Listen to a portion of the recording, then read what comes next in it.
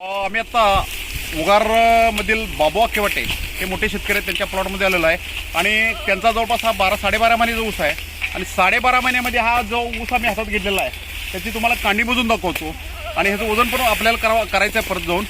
तर हे कांड्या जर मोजायला चालू केल्या आपण तर कांडीची जाडी बघा किंवा कांडीची लांबी जर बघितली तुम्हाला जवळपास 6 ते 8 इंचाची कांडी आहे.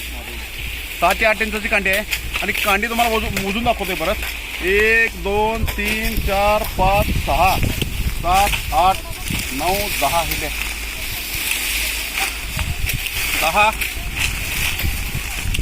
11 12 13 14 15 16 17 18 19 20 21 22 23 24 25 26 27 28 29 30 31 आणि 32 कांडी ऊस तयार आहे.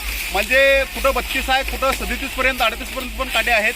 पण हा 32 कांडीचा ऊस आहे आणि ह्याला आम्ही आता हे तुकडे करून ह्याचं वजन पण आम्ही करून घेणार आहे.